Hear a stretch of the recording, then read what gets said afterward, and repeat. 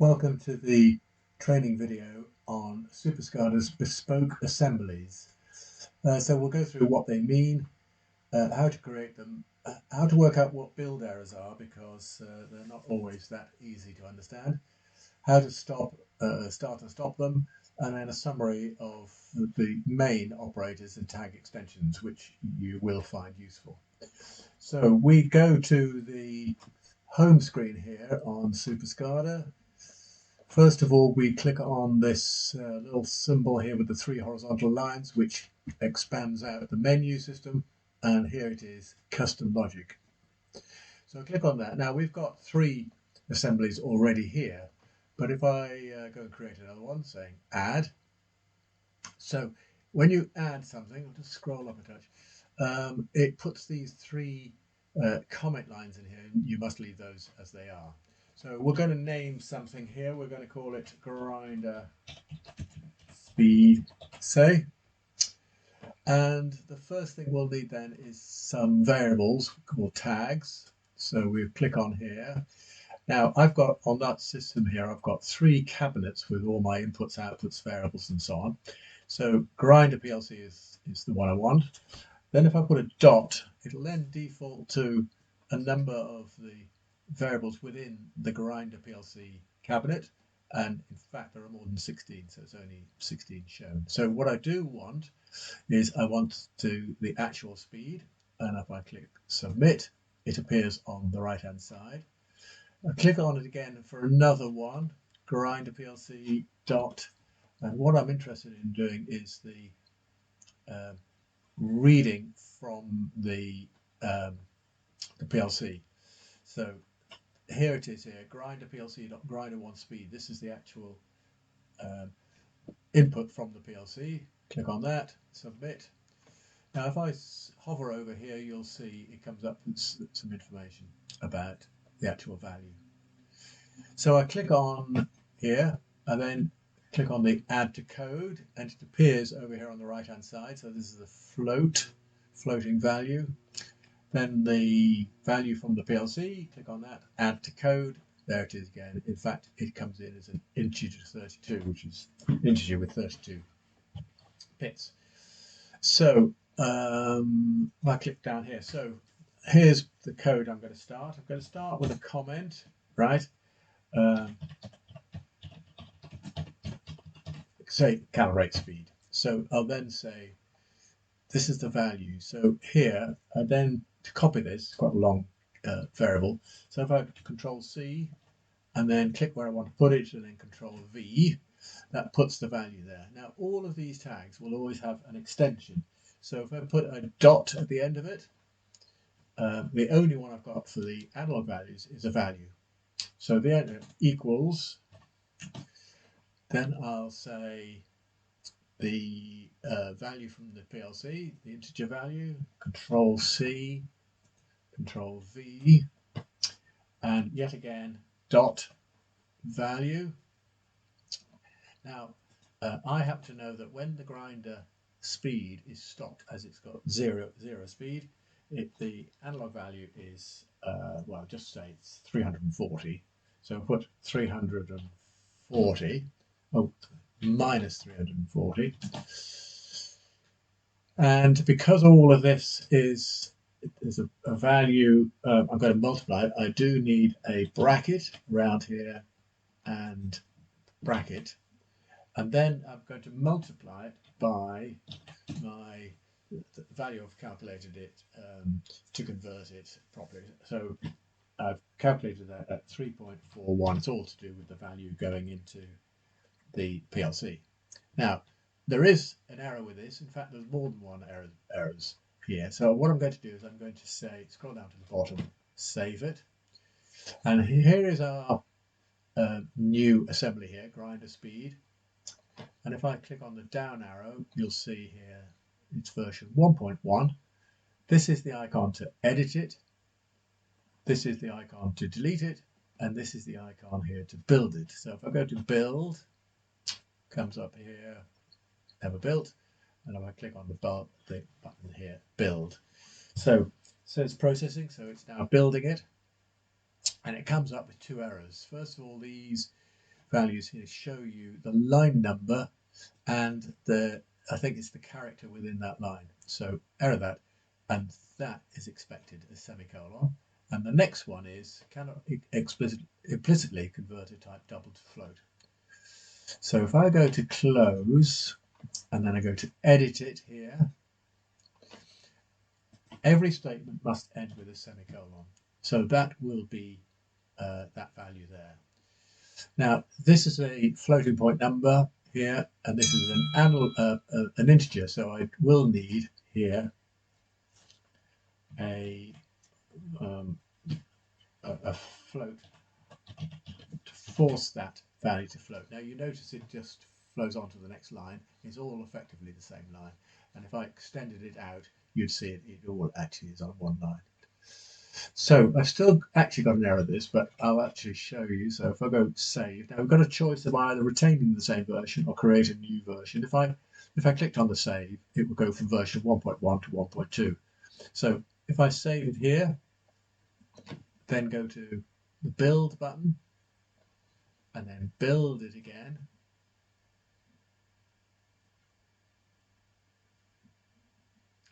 So now it's come up with this, cannot implicitly convert type double to float. Right, now I happen to know what that is. If I close there, go back to edit it here, and it's all to do with forcing this to define that as a float.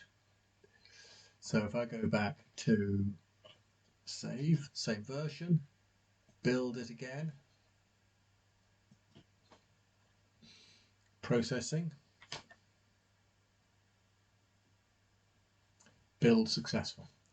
So if I go to close then, now this little icon here is now enabled, so I can actually run it now. Click on here, run it.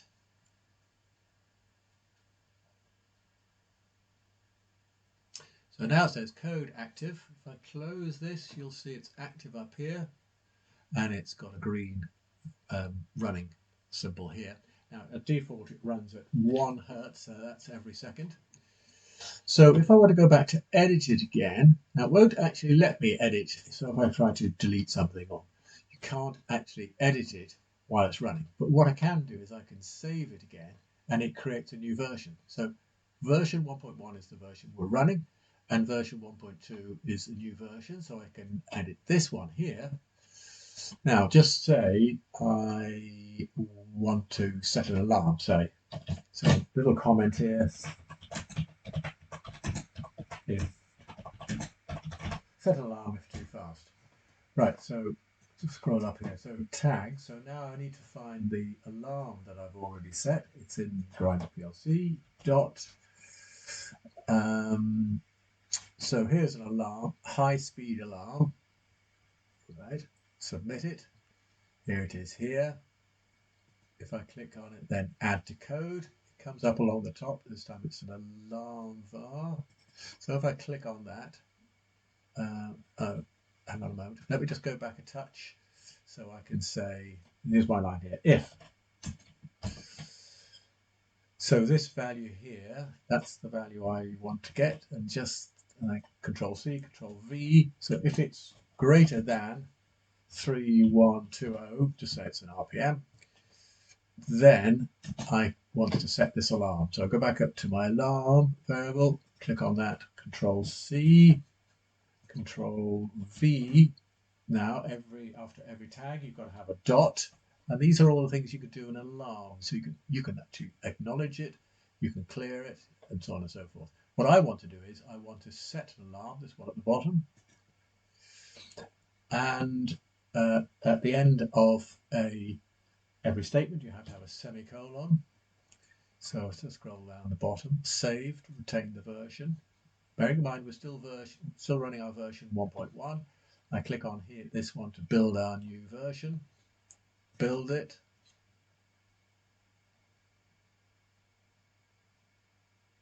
Build successful.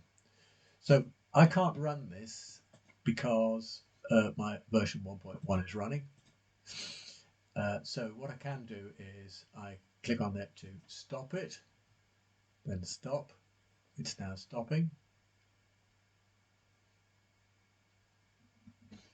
If I close that, then I can run this new version 1.2, run. So it says it's starting. Now code active, so now it's running. If I close this, you can see that this one, version 1.2, is running. Now, if you don't want the version 1.1 anymore, you can delete it by clicking on this icon here. Just scroll down here, and there's a little delete button which appears, and then it's gone. So if I go back to edit this, and then save it to create a new version, so now I've got version 1.3, edit it again. Now what I can do is some if statements here. So you can have an if something, then something, or you can have if, oops, there, you can put a little squiggly bracket, open bracket there, and then I'll just take that off. And what I really want is, apologies, that there. So this is a valid statement now, and I can have more than one thing within this curly bracket, open and close. So I could say set an alarm there, and I could also say, let's just set a timer. So go for a new tag, click on here. We've still got everything in our Grinder PLC cabinet, dot, and we can say, let's look at a timer. Let's just say startup timer to fast, right? Submit. It is down here. Click on this, add to code. So here's this is now a timer. So click on this, Control C to copy it, stick it down here, Control V, and all tags you have to put a dot. And these are all the things you can do with a timer. So you can say start a timer, stop a timer. You can check if it's paused, running, expired, and so on. But what I'll put here is I'll start the timer with a parameter. So I'm going to run a timer, and you put the parameter in here. This is the value. Just say it wants to be 3 seconds. So I put in here a value in milliseconds. So 3, that will be 3 seconds. I need a semicolon, and that would be a valid statement. Now, what you can also have it on if statements, you could say if that previous one, those two statements, you can also put else. Then I could say, here's my squiggly bracket, and then I could say clear the alarm, say. So if I copy this alarm tag here, and then a dot, I could then say clear the alarm, semicolon at the end of the statement. So that also would be a valid assembly. So if I just scroll down to the bottom, save the bit, then build this new version 1.3, build.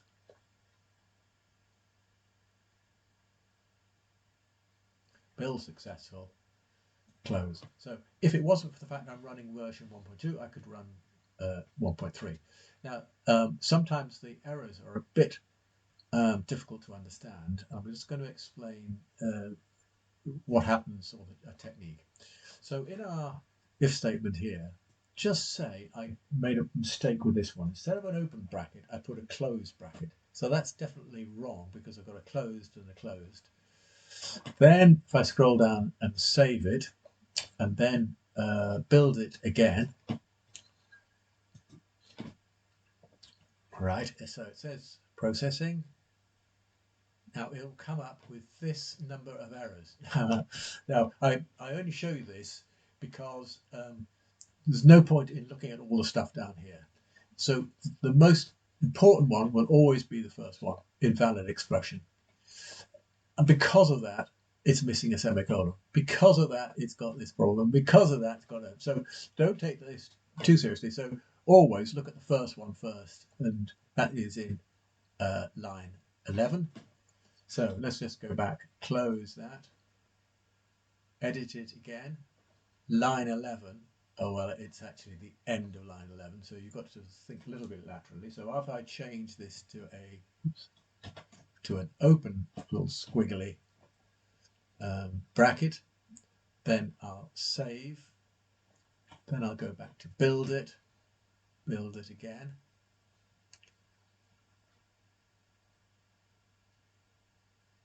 Build successful. So I just show that because sometimes it can be a bit frightening when you see lots of errors. So if I want to run that, I would stop this.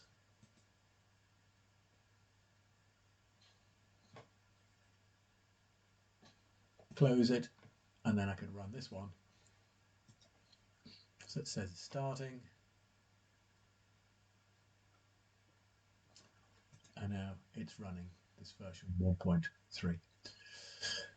So let me just go back and show you a couple of others, or fill out a few details. So first of all, some symbols and icons to use within SuperSCADA. Now, it's useful perhaps to print this out, but I put it here on almost every training video just to show you what the icons mean. So if we go to the next page here, so the operators, plus, minus, multiplication, divide, the comparators, greater than, I used a greater than to equal, less than, and so on. And you can have in your if statements, you can say if that or that, and that's the symbol there, those what we call pipes, two pipes, or an and, two ampersand signals.